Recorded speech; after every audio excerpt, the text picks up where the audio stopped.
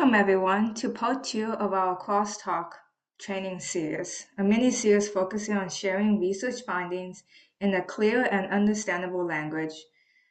My name is Keithan Bay and I will be facilitating today's webinar. To give you some background about myself, I am both a PhD partner and trainee with CDTRP, and I'm currently studying immunology at the University of Toronto. I would like to acknowledge that the CDTRP is hosted by the University of Alberta, which is located on Treaty 6 territory, a traditional gathering place for diverse Indigenous people, including the Cree, Blackfoot, Métis, Nokata, Sioux, Iroquois, Dene, Ojibwe, Sati, Anishinaabe, Inuit, and many others whose history, language, and culture continue to influence our vibrant community. I encourage you to write your land acknowledgement in the chat box. As I am operating in Toronto, I wish to acknowledge this land. For thousands of years, it has been the traditional land of the Huron-Det, the Seneca, and the Mississaugas of the Credit. Today, this meeting is still home to many Indigenous people from across Turtle Island, and we are grateful to have the opportunity to work on this land. We also want to express our gratitude to Astellas for their generous support, which has enabled CTRP to host the Research Connect series. And to CIHR, who is supporting this mini-series. Today's session is being recorded and it will be posted on the CTRP website and YouTube channel. As a reminder about this series, this is a 3-part mini-series called Crosstalking, Disseminating and Co-creating Research in Transplantation. It is designed for trainees and patient, family, and donor partners who will be attending the CDTRP's annual scientific meeting. The goal is to help share immunology research findings with the transplant community in a clear and understandable way. This series is comprised of 3 parts. In the first session, we have covered the basic principle of immunology with Dr. Jonathan Choi and myself. And in today's session, we'll be learning how to write lay summaries with Ms. Sherrie, Logan, and Elaine Yong. The final session will be on December 4th at the ASM. We will have an in-person session where trainees and PFDs will be put into working groups and put all of their acquired knowledge into practice and co-create lay summaries. These co-created abstracts will then be published throughout the CDTRP's resources. So without further ado, I am pleased to announce our presenter, Ms. Sherrie Logan and Elaine Yong. Sherrie Logan is a caregiver of a pediatric liver transplant recipient. She has over 15 years of experience improving transplant health outcomes through philanthropy, patient advocacy, peer engagement, and research. In June 2024, she has earned her master's of public health with a specialization in health promotion.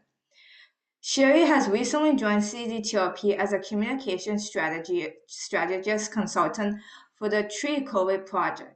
And our second speaker is Elaine Yong. Elaine Yong is a CDTRP patient partner, manager of communication and community engagement at BC Transplant, and caregiver to a pediatric heart transplant recipient. With over 2 decades of journalism experience before transitioning to healthcare communications, in 2015, she has been deeply involved in transplant advocacy and research. Elaine's daughter, Addison, was the first infant to receive a heart transplant at BC Children's, inspiring the creation of the Addison Fund in 2013 to support pediatric transplant research. We are very excited to hear your presentation, and I will now hand it over to you. Thank you. We are pleased to present how to write a lay summary that people can actually understand webinar. But before we begin, I acknowledge the Anishinaabe territory, home to the Ottawa, Ojibwe, Potawatomi nations, and the Wendat Nation, located on Treaty 16, where I reside. Hi, everyone. Welcome today. And I respectfully acknowledge that the land where I live, work, and play is the traditional and unceded ancestral territories of the Homusqueam, Skohomish, and the Tsleil-Waututh nations, and has been stewarded by them since time immemorial. Haishka.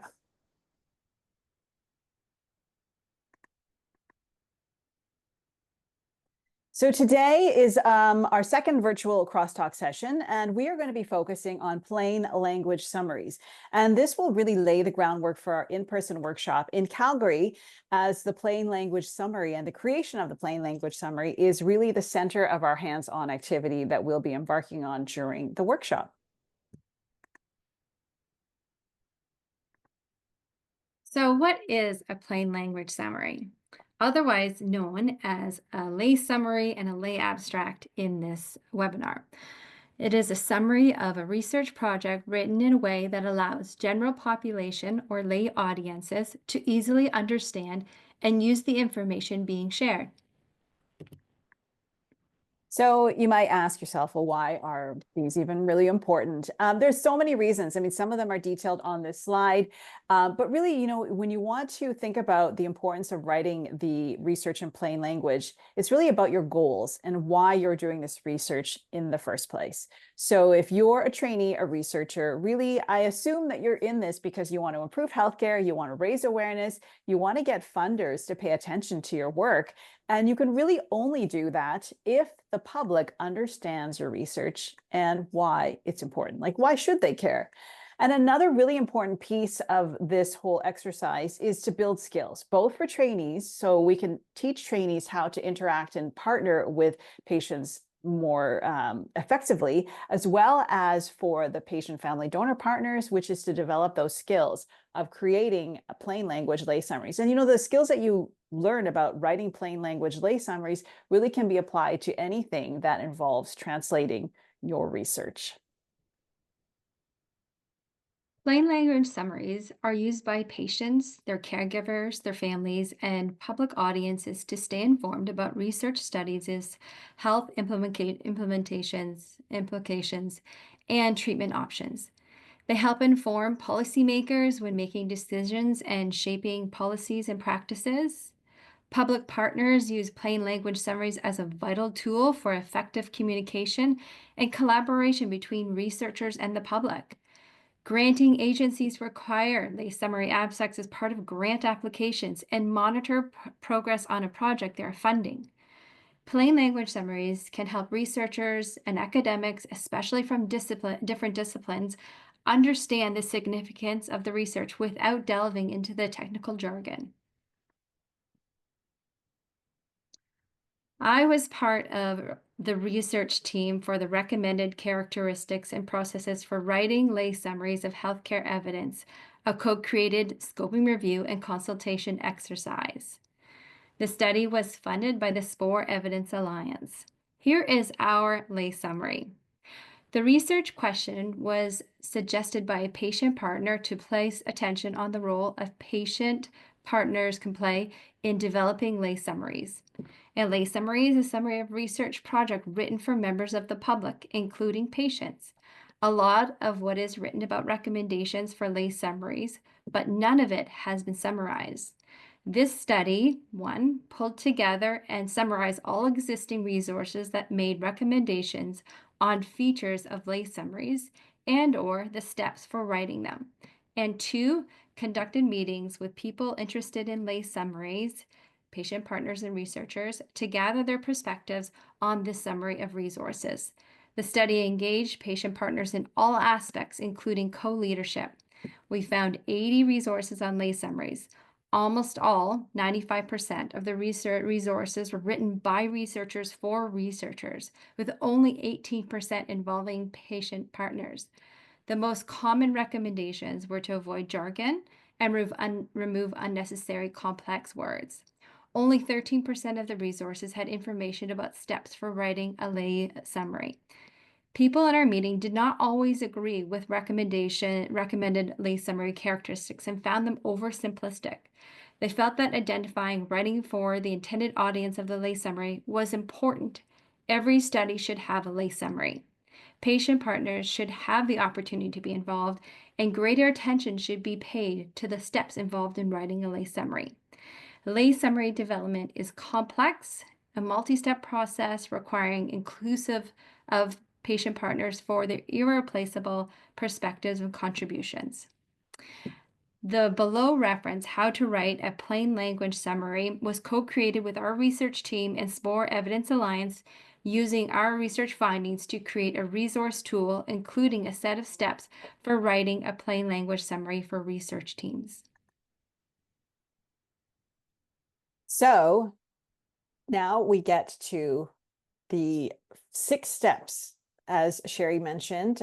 So you can see here's sort of an overview of what we're going to be talking about. And really, a lot of our focus today is going to be on the writing piece, because that is what the skills that we're hoping you'll develop, that you'll be able to put into practice at our ASM in Calgary. So this is the one thing that people always talk about, especially from the research side. Why are lay abstracts so hard to write? Well, here's the thing, is really you love every part of your study and you think it's all really important, which, you know what, it probably is. But is it really important to the public? That's what you have to think about when you're thinking about what to put in your lay summary. So, the one thing I'll share with you is when I was a reporter, often we'd have interns and they come right along and, they're always really keen and eager and really excited. And it was always like, okay, how can you be a good reporter? So the one piece of advice that I would share with all of them was that I thought the most difficult part of being a reporter is actually deciding what not to include in your story. So I was a broadcast journalist, which meant that our stories were typically between 90 seconds and 120 seconds. So like 2 minutes is kind of your maximum time. So if you think let's say you're doing a story as a reporter on a research study. This has just been released. It's supposed to be really exciting. Well, I only have 2 minutes to tell you why you should care. So, think of that when you're trying to distill your paper that you've spent months, maybe years working on, into something that you can put into your lay abstract. It's like, wait a second. What are the 1, 2, or 3 most important things that you want to share? And I think as a reporter, as a person starting out in the world of communications, it's actually really difficult to delete, 97% of what that work is and only choose that top 1, 2, or 3% of what you want to share. So I understand this is not an easy thing that we're asking, and it does take a lot of practice. So in step 1, the key preparation principles from a consultation exercise with patient partners on the writing process was patient partners should be involved in every step of the process, including preparation, and preferably engaged in a leadership or co-leadership role from the onset of the development of the lay summary. Patient partners should be engaged in discussions about what kinds of lay summary writing skills they would like to contribute and acquire. Researchers working with patient partners on lay summaries need to consider and plan for how they will support patient partner members in developing the lay summary writing skills they are interested in acquiring. Ideally, a team should have at least 2 patient partners and work to create safe, comfortable partnerships for all team members. Having a patient partner take the lead can foster a safe and comfortable environment. Creating a terms of engagement agreement can also support a safe and comfortable environment for everyone involved and clarify roles and responsibility along with remuneration. A terms of agreement is a document that sets out agreed upon terms between parties at the onset of engagement. An example of this agreement could include what is included in creating a safe and comfortable environment. Our in-person workshop may consist of ways to support and encourage open dialogue, trust, kindness, a growth mindset, and respect. Defining and clarifying presenters, facilitators, trainees, PFDs, and CDTRP management staff roles and responsibility. And finally, providing transparency for remuneration associated with the task of co-creation of a lay abstract. Some key activities to consider for creating a lay summary. Identify your writing team, audience, objectives, and key messages. Plan resources, such as identifying opportunities to build writing skill capacity within the lay summary team. Allocate remuneration. Provide access to virtual, in-person platforms and writing and feedback support from the research team. Planning accordingly can help lay summary team avoid timely disruptions and ensure deadline dates are met. Provide sample templates for a lay summary team to get started. Be transparent about authorship for lay summary work and the involvement of the lay summary team in sharing information. The writing. Step 2. The writing team should continue to follow through on their plan outlined in step 1, while being open to any accommodations that may be needed. Guiding questions can be helpful for writing, such as, what did the research team do? What did the research team find? Why does this matter? Ask patient partners to review the study and ask them, what do you think is the most important information to communicate? Confirm a format for the lay summary. Having a sample template is very helpful for patient partners to draft lay summaries. Offer patient partner a chance to write the lay summary. Here are some examples of the content to include in your template that we found in research. The 5 W's and the 1 H, who, what, why, when, how, and the key elements. So topic overview, paper overview, finding summary, key takeaways, background, main findings, and what happens next. Why and so what. Sample formats. Lay summaries typically appear after the scientific abstract and before introduction of a journal article. Sample formatting can range from subheadings with descriptions to various infographic styles, including interactive components like digital features to enhance user access and experience. Here is an example of a standard play language summary. And the next one is another infographic style that takes a look at using pictorials to be able to help display numbers and comparisons. So now we get to the hard part, or maybe the fun part, depending on how you look at it, which is sitting down and actually writing. So we're going to go over quite a bit of detail about some of the pointers of actually writing the lay summary. But really, for this portion of the process, you're going to be confirming, the content of the lay summary. What are you actually including in this lay summary? Remember, these things are pretty short, so you have to be succinct. And that's why we're going to go back to those key messages. You're going to be identifying who is going to be drafting the summary, who's the primary person who's going to be responsible for writing this. And then you actually have to get to work to sit down and write it. So here's some of the basics. And there's really no right or wrong way to structure your lay summary. And Sherrie had a couple of examples, sort of your typical, as well as an example of something using a lot more graphics and imagery.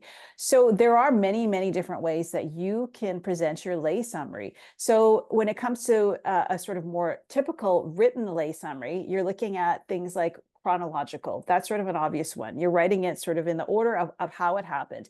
You can also do an inverted pyramid, is what they call it, which is kind of like a newspaper story, where you start with the most important stuff at the top, and then you lay the background in underneath that.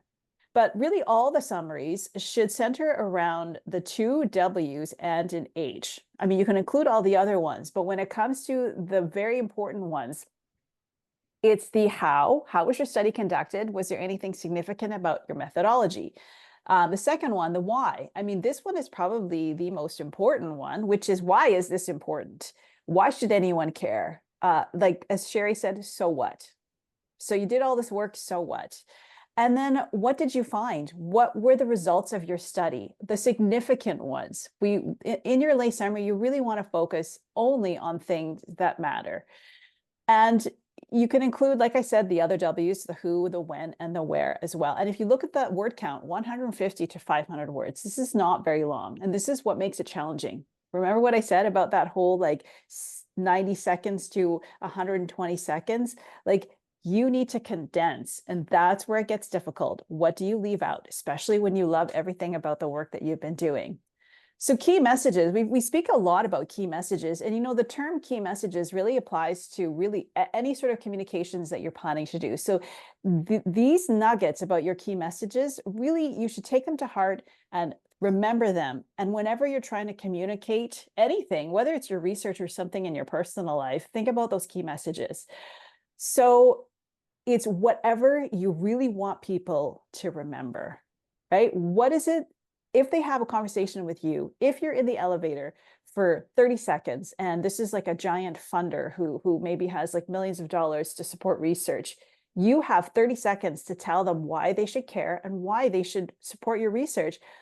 You have a conversation with your parents sitting around the kitchen table, your grandparents, like relatives at Thanksgiving, Christmas dinner. What do you want them to go home? If you could hear them later on explaining to somebody else, oh, I was talking to my so-and-so, and he or she's doing this really great project that's trying to do this. What are you hoping they're actually going to say? Those are your key messages. So remember, who are you talking to?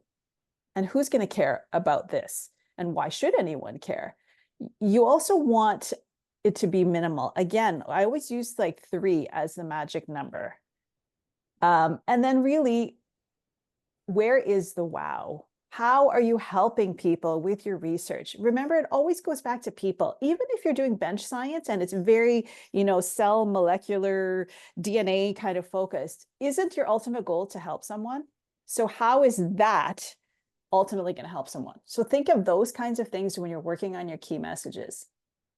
And then when it comes to writing style and tone, here are sort of 6 key things that you want to keep in mind. One thing that I like to do when I'm writing, even to this day, if I'm a little bit confused, if I don't know if it makes sense, if I'm getting kind of stuck, I'll read it out loud. When you read it out loud, you can tell right away, does this make sense? No, that's weird. It sounds weird. It's clunky. It's confusing. There's too many words. There's an easier way to streamline this. And saying things out loud, just read it. If you're not sure, read it out loud. Does it sound weird? Regarding the active voice, this is a really important one. And an easy way to remember how to do this is to put the subject and the verb at the beginning of the sentence. So if you think of it like the research team interviewed 50 people, not 50 people were interviewed by the research team. You want to think of who is doing what, not what is being done to someone. So just think about that for a minute. And then also when you have a lot of numbers, or if you're talking about geography or anything where you can do a comparison, an analogy, that's also really useful. The structure of an atom is similar to a miniature solar system with electrons orbiting around the nucleus. People can just visualize that right away and it makes sense. My other favorite thing is confusing jargon. And here are just a few examples of commonly used words and phrases in research writing. And then on the checkmark side, of course, the plain language equivalent. And there are a lot of examples out there. I think the other thing you want to remember is that in the world of science and research, different words mean different things. So if you think of that, like results being positive and negative. So in research land, positive means there was a reaction or whatever you're measuring, or there wasn't, okay? So if you think of it like the test result was negative, well, so negative, when the public hears the term negative, they think, oh, okay, negative must be bad, right? And positive always means good. But when you say the test result was negative, 2 scenarios. You're checking to see if someone has developed antibodies to a vaccine to help them fight future infection. Well, you want it to be positive, right?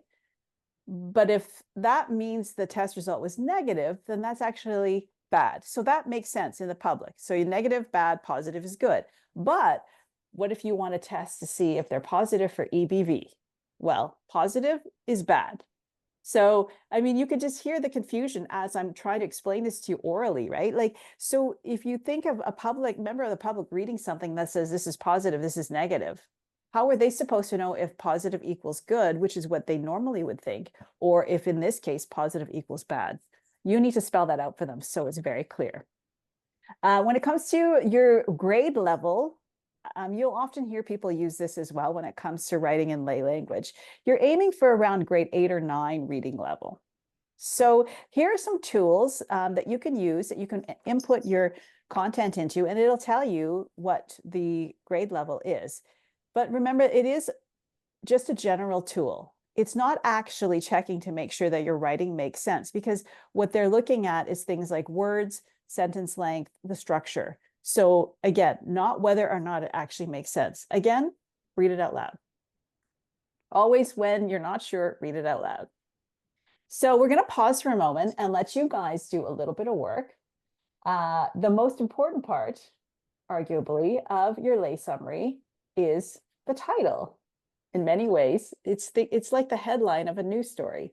So we're going to let you take a turn at creating a headline.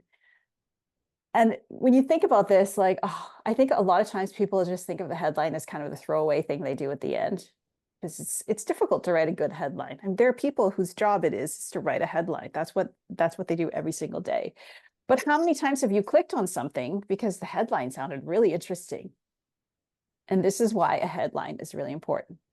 So we're actually going to take Sherrie's paper and you're going to come up with a plain language title. So as you're working through this, ask yourself, what is going to get people's attention? How do I make this relevant to people? How do I make people care? So we're going to give you guys 5 minutes to work away on this. And if anyone has any questions in the meantime, feel free to put them in the chat. I feel like we need some Jeopardy music, but we don't have any. So we'll just go quiet for 5 minutes. I'm going to set my timer. As you develop them, you're welcome to also start throwing them in the chat. Mm-hmm.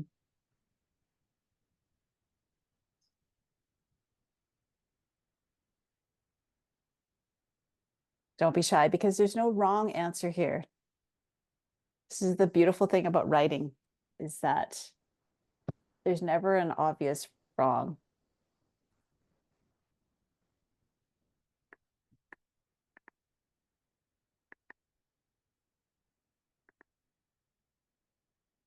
Think of what is the most meaningful to you when you see this title.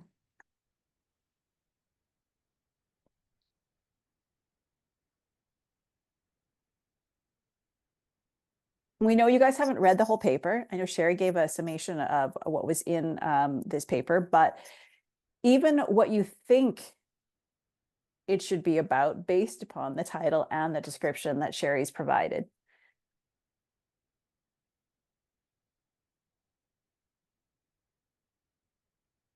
Think about who your audience is.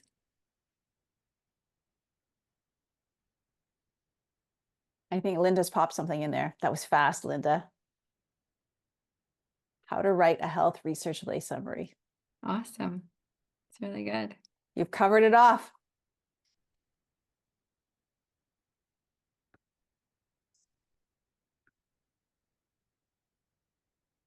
Is anyone else brave enough to put something in the chat? Oh, Jordan's got one. How to summarize health research findings.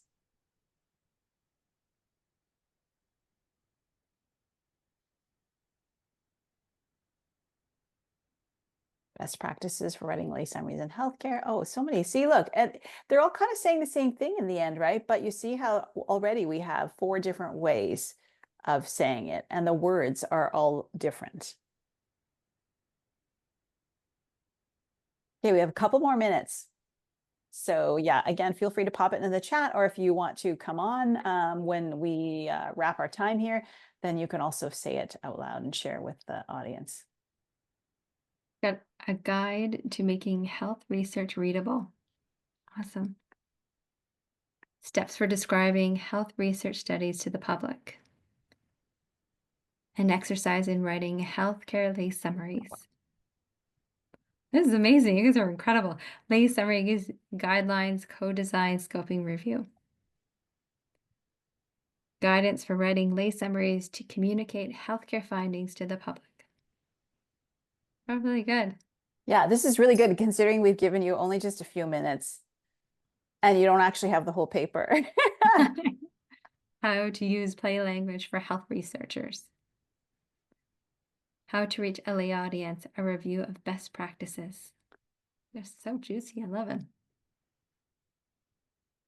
All right, last minute.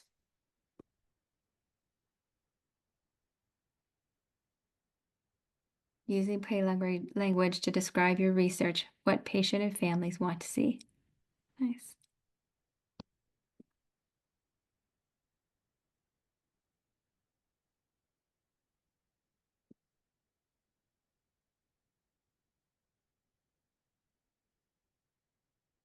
I love that. Understandable communication of healthcare science. That's great, Erin.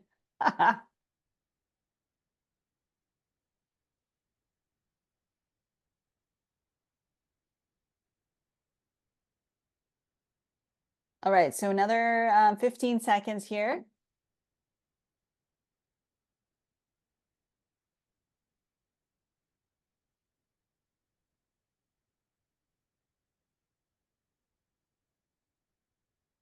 Yeah, I love the word. I love the use of the term understandable. Okay, so does anyone want to pop on to share before Sherrie reveals what their plain language title actually is? No hands up. I'll just make one comment. Some people won't know what lay summary means. We did answer that question at the beginning. But for those of you who beyond this exercise. Right. Yeah.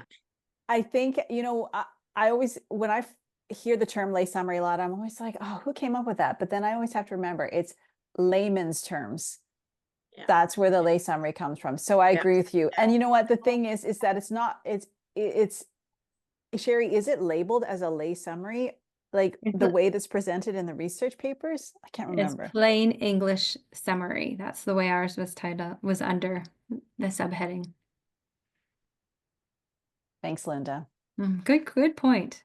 I like that. Okay.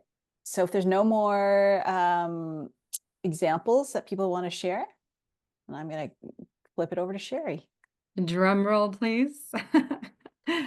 So we landed on, actually, I think I like some of your titles better than the one we landed on, but we landed on study findings and patient feedback on how to write healthcare lay summaries. So the title was created as part of a conference abstract submission. I took the lead as principal applicant, researcher, and patient partner, all three hats, for the submission. Plus, the submission was to an organization where I was well connected. So my steps in creating our lay summary. So we already had an existing terms of engagement agreement. So I just thought I'd put that in there because I think that was really important when we started on this path to understand roles and clarity about who's responsible for what and who would take the lead. That got so important as we came into the reviewing and finalizing because everybody, including patient partners, found that their contribution was really important and just as important as everybody else's. And so our terms of agreement, of engagement, indicated who would take the lead, who would make the decisions as far as what we would keep, how we would go about making those decisions, whether we were voting, whether this is the consensus, or whether at the end of the day, someone would make that final decision. So those are really key important. I can't stress that enough because this process, so many people were involved and we were all just trying to make this as good as possible and adding feedback. So it was really, it was one of the most important pieces of actually doing the lay summary of the title and the actual lay summary of the description of the article. So step one was we identified a patient lead within our research team. Step two, I created an interactive document platform using Google Docs. The original title was inserted within the doc and I invited feedback and suggestions from patient partners on our research team. We solidified meaning and key messaging in creating the title. Hemingway editor was used to ensure comprehension was between a grade 8 and 10. Once we had a working title, we reviewed it with the researcher team to get their feedback as well to ensure for accuracy. And then we finalized the title for our lay summary abstract. And it is what it is on the screen. But like I said, I really do appreciate, and I may have used the ones that you presented over mine. So now that you're done the hard part, which kind of leads into the reviewing part, because the reviewing is part of the writing. And I think that's where there's a lot potential for a lot of back and forth. And I think the thing to remember is even though the lay summary, the plain language summary is short, like you said, like you saw, 150 to 500 words. It should not take you a short amount of time to write it, because you have to put so much thought into it, and you're also getting feedback from everyone on the team as well as outsiders. And that's really where the review process comes in. You need to ensure that aside from your team, you're getting outside feedback. So these are people who are not married to your research, who do not understand perhaps your field of expertise. So these are non-specialists.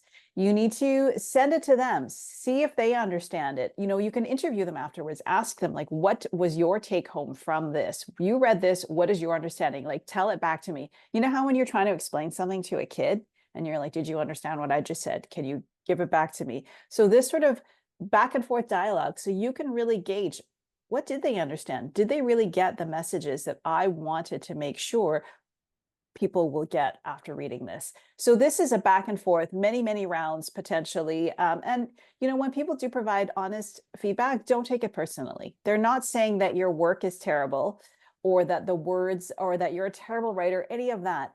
This is part of the process. Donna, as I suggested, write like you're explaining to your grandma. Absolutely. Well, like write like you're explaining to a grade 8 student. This is somebody who has sort of a basic understanding of science. How do you explain it to them? And when you explain it to them, can they explain it back to you? Because that's when you know that you've really made that connection. So just to go over the activities again, you are reviewing, everyone on the team, first of all, needs to review the summary, and you're getting feedback from them. And then you're going outside of your circle to get those non-specialists to look at it with an outsider's lens. These people have never seen the research before. How are they understanding what you've written? So finalizing step 4. This is an important step, different from the reviewing step. In this step, the lay summary team will conduct a final review with additional user testing with non-specialist audience to ensure no misinterpretation or representation of the study. A production team can be helpful in graphic design and incorporating images and captions. However, it is essential to prioritize accessibility. So accessibility, you'll be looking at between devices. So if you're using QR codes versus links. So on phones, QR codes aren't as useful because your camera is not able to access to be able to take a picture of the QR code on your phone. So a link might be better in that situation. So you want to make sure that it's accessible to all audience, and depending on where it's posted, whether it's in a journal article, but most things are online. So that's something to be considered. All visuals have alternate text, so HTML or XML formats may be used and should be accessible to the visually impaired. Additional rounds of user testing to ensure proper language translations as well. Who makes the final decision? If there is a conflict, it can be challenging where there are many people involved. So some things to think about.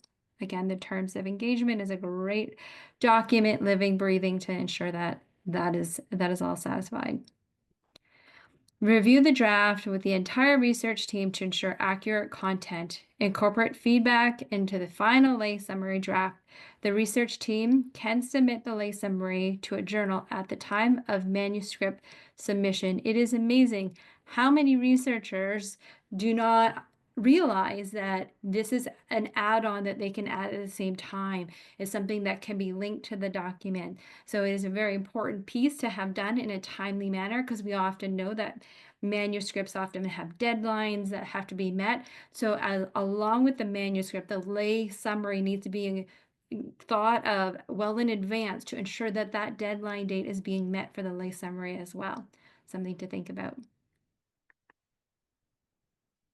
So now it comes to the dissemination piece. And this is really the part where you're trying to get this information out to the world. And I think one thing for researchers to keep in mind is that your PFDs have many different community connections that you may not have.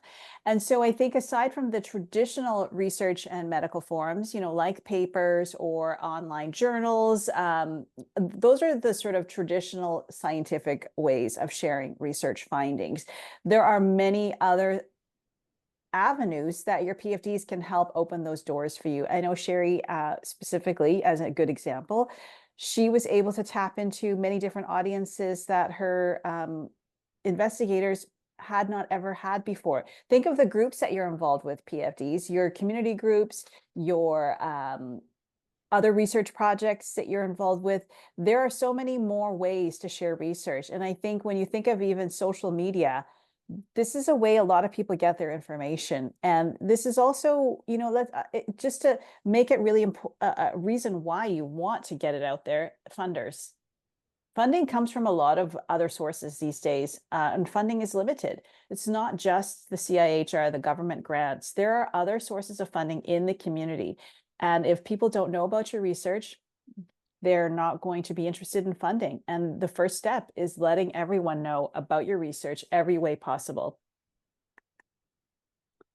So keep your goals in mind when it comes to sharing your research. If part of it is making some kind of governmental change, is there some kind of practice change, clinical change? Who is it that you think really needs to understand your work so that they can do something about it? Then think of those places. What are the places that you can reach them? Or how can you reach them? What avenues, what mediums? Would social media be beneficial? Would a letter writing campaign, old school, be what you need to do? So it's not just the traditional. Yeah, sure, the ultimate goal is you're writing this for your paper, for your manuscript when you submit. But now that you have this beautiful, understandable summary of your work, where else can you share it and how else can you share it? And I just noticed we had a numbering problem here. So this is actually step 5, not step 6. So ignore that. So just before we go into evaluation, step 6, we were able to share it amongst 5 different conferences, as either a poster or an actual presentation. This webinar is in a way that I'm disseminating information of that paper as well, along with other components that we've incorporated. The SPORE Evidence Alliance, they also incorporated our research finding into a tool. So another way to disseminate and make it a usable tool from the information that we developed and we collected and responded with. So there are many different formats that you can use, and the main principal investigator of that research project was floored to see the number of contacts and organizations. Half of them were through me, as you know, I have many titles, but patient partner being one, and I'm well connected to many different organizations, including one in public health. So it was a really amazing way to show how patient partners can disseminate in so many different platforms that they're connected with.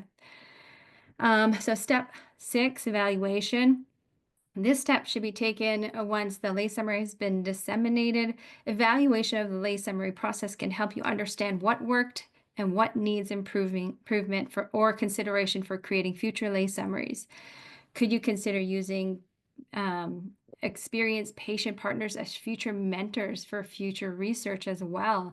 Once you have a patient partner that is well vested in understanding the process of developing and co-creating lay summaries, they can be an asset to help train other patient partners, but also to take a lead on a future project that you might have. Evaluation metrics of the lay summary may include a number of times a person visits to the website, how many downloads occur, whether the lay summary is forwarded or shared, and if so, who shared the content. Was it a patient, organization, or other patients? How they shared it. Was it on social media or in a conference? Evaluation metrics of the lay summary writing process as well is important. What worked well? What could be improved? What writing research skills were introduced to the lay summary writing team? Was it helpful? What did the writing team members take away from their experience working together on the lay summary? Did the research team allocate enough funding to support the required resources for skill development and compensation needed to create the lay summary? All really important areas to consider when, again, in that preparation time of ensuring that you've allotted enough resources for this project.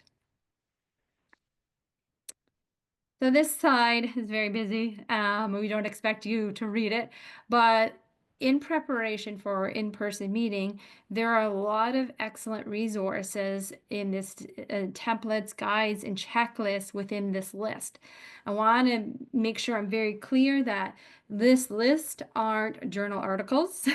We kept it in as gray literature findings, which means that these are resources that are found on the internet and written in plain language. So they're useful, and we will ensure that we are reviewing them. You have an opportunity to review them as well prior to that in-person meeting, in helping us all be on the same page at trying to find formats, content, etc. that will help you in this next step. There's some really, really great information in these guides, including a lot more examples. I think we obviously don't have a lot of time to go into many, many different examples, but those are always really useful if you're trying to figure out, well, how do you actually incorporate that tip into the writing? And you can see some really great examples of titles, complicated scientific titles, and how they've made them into plain language, and same with even just like the opening sentence. So really encourage everyone who is coming to in-person to go through at least a couple of these. I think they'll really help reinforce what we've talked about here today. The reference list is the study that I was a co-author on, and then the other one is the SPORE Evidence Alliance infographic tool that you can be used to help broaden the information that we shared today. I just wanted to loop back to what Linda's question again. So there's a number of ways of adding lay summary into the journal. If you're adding it right into the journal article, it can be added as like a link. It can be added right into the actual document. We use plain English summary, but I have also seen it in a box at the top of an article, and it just says key messages. So I think there's a lot of versatility on how you can actually use the title, even of your lay summary, of just identifying that it's a lay summary, depending on your audience and the journal article, and what they allow as well. Yeah, and just to add to that, there are some journals I've noticed now that have that box, and every study that they publish has that box at the top, which is sort of the three, usually it's around 3 key takeaways, and it's bolded, it's bullet form, it's really, really easy to understand. So even as I mentioned, it's creating the summary. There's so much you can do with that once you have that down to your 150 to 500 words, and once you've gone through the exercise of identifying your key messages and your take-home messages, then it's really easy to use that in so many different forms. Like you could even, shorten it up a little bit and share that directly onto social media, for example. So it's the exercise of creating that content, though, that all of this sort of groundwork and preparation and working with your patient partners, and patient partners working with researchers, that will help you get it to something that really wows people. And that's what you want. You want people to go, wow, that's so interesting. It's the water cooler factor. It's you watch the news today for an hour. What was that water cooler story? And we would talk about this. It's like, oh, that's going to be the water cooler story tonight. That's the one where tomorrow at work, well, when everyone was in the office, that you would hear people, oh, did you see that story on the news last night? It was like the turtle who lost a leg and now needs a walker. Like that's what you want. You want the water cooler factor in your lay summary. So I think it's now time for questions. If anyone has any questions out there, I'm going to stop sharing too. Please feel free to turn your cameras on, open your mics, put your hand up, put stuff in the chat, whichever you'd like. I'm always going to remember the turtle needing the walker. See, and you know what? I that's not even not a fake story. Well, actually, it was a chicken who needed a walker. So there was a story that was a chicken who had lost a leg and needed a walker to get around. So this was the absolute perfect example of a water cooler. Any of those kinds of things. Sean, I see every hand up. Yeah, partly a bit of a story, but a way that we can encourage these as well. I had a chance 2 years ago to be a judge. I was already a speaker at a conference, And this is a conference of the American Society, hang on, for Histocompatibility and Immunogenetics, the ASHI group. Any of you who know tissue typing and the HLA people, you know that group. And they were holding a competition amongst all of their trainees for the best plain language abstract. And so everybody who submitted had an opportunity for an additional award. And, you know, for an organization who needs a lay name to themselves in the first place, it was quite a remarkable exercise to go through. I just put up a link to the, don't read them right now. And if you have trouble sleeping, that's when to read them later. But those are literally their plain language summaries that we had to go through and judge and come up with the top one. And it was a way to not just encourage you to create one, but to look across all of your peers and see how they're doing it. And I mean, my takeaway was that's a group that is absolutely full of alphabet soup. And they have a really difficult time distilling their information down. And the fellow who ultimately won the prize, his topic was probably a little bit more accessible as well, but he said the biggest benefit that they saw in creating theirs is they had the patient partner on at the front end of the project as well. So they actually were part of submitting the initial application with the grant and the grant proposals and all those kinds of things. So having someone on and forcing you to think, how are you going to explain this from the start of the project, was definitely a big benefit to him. Anyway, that's just my thought, but maybe it's something that CST and CDTRP and CSN and all of the organizations, all the alphabet soup organizations we have here in Canada, you know, could be looking at for encouraging all of our trainees and up and coming researchers to make their content, as scientific as it is, into something more accessible. Yeah, excellent feedback, Sean. I love how Yes. you talked about patients being on board at the beginning, and part of the so not any of the research indicated that, but once we met in the consultation exercise, patients were like, okay, the pre-work is actually that patients have already been involved in this from the very onset, right? So I think that that's important, even to the point of like the grant application. A lay summary is great, including it in there, and you need a patient partner to be able to make sure you pull out that meaningful content. And it may be different than what scientists and researchers think. Of what is meaningful for patient partners isn't always meaningful for clinician scientists. Yes, absolutely.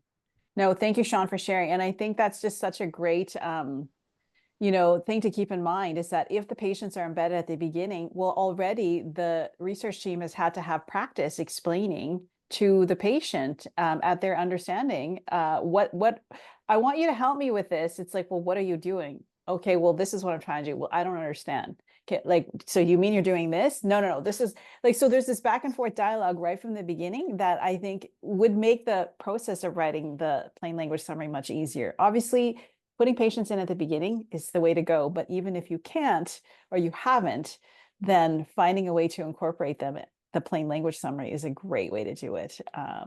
Jonathan, I think you've got your hand up there. Yeah, thanks a lot, Sherrie and Elaine, for that. Because, you know, we always more and more get to have to write lay summaries, but no one tells us how to do it.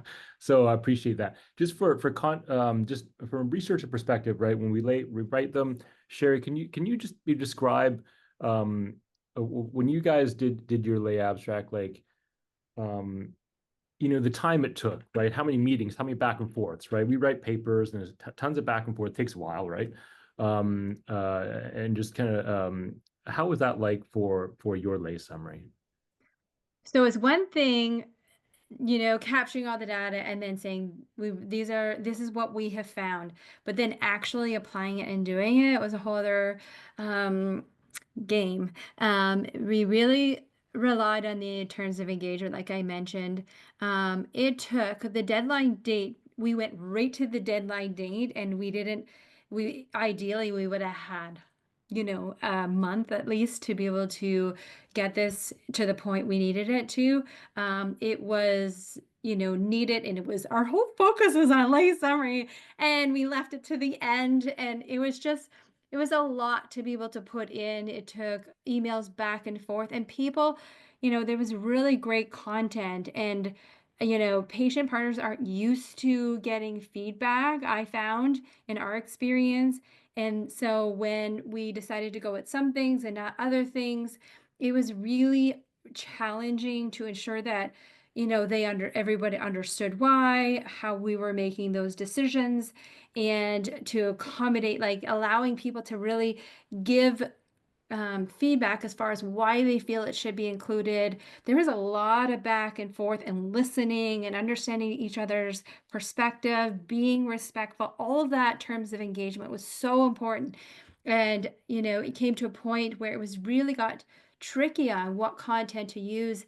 And we got to a point where we did as much as we could as the lay audience. And we said, okay, we're really having a hard time tweaking the last little bit. And we invited one of the research team members, a researcher, the principal investigator, and said, this is where we're at. We're struggling with like getting the finalizing this last piece. And so she was able to come in and say, okay, let me look at the big picture and focus in on what we need to do. So it was a real co-creation, started with the patient group, then flowed into the researchers, and then the whole team reviewed it to provide additional feedback. And what we learned as a group really quickly was to not take things so personally. And I think a lot of patients were new to that. And scientists and researchers, they welcome so much feedback, like tear it to shreds and let's get a better version. Patients aren't used to it throwing into this, right? I think that was a huge awareness piece, how protective people were over what their contributions were. Awesome. Thanks. I wouldn't say I welcome that feedback, but but it's important. It is important. It is important. I think Hans is the last. Yeah. Time, Hans? I think we're hitting up the time, Hans. Last question. Should I be very quick?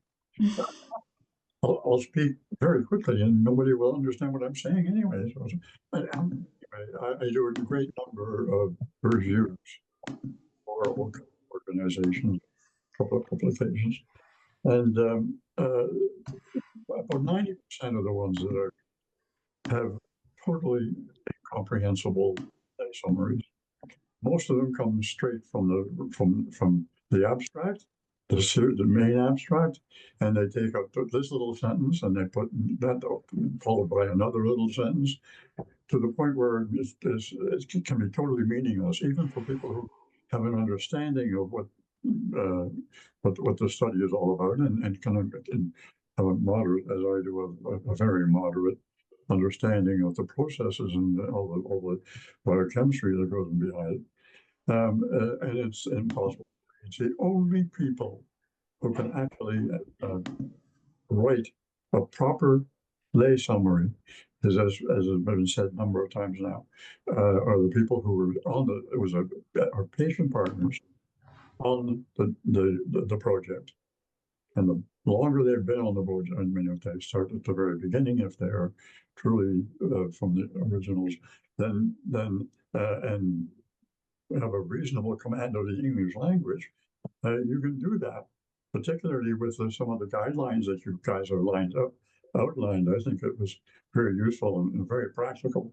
And even I'm going to actually jarred into remembering some of these things myself. So I congratulate you, and but I can't stress how important it is that you get this out to everybody and they start thinking about it in those terms. Thank you. Thank you. Thanks everyone for attending, and thanks Ms. Sherrie, Logan, and Elaine Yong for the presentation. It is really insightful, especially for those of us who are still in our trainee stages, to understand the importance of lay summary and how to really convey scientific information. And on behalf of CDTRP, thank you again for presenting, and thanks everyone for your attendance. Hope you enjoy the rest of your day, and I look forward to seeing you all at the ASM. Hang on, Erica's got some notes for our in-person for those who are attending. Thank you, Elaine. Just to spend very quickly, a couple minutes, and just to outline what you expect in the upcoming in-person session. So during the event, you'll be divided into smaller groups, which will each be led by one of our 4 co-leads, Sherrie, Elaine, Jonathan, or Key.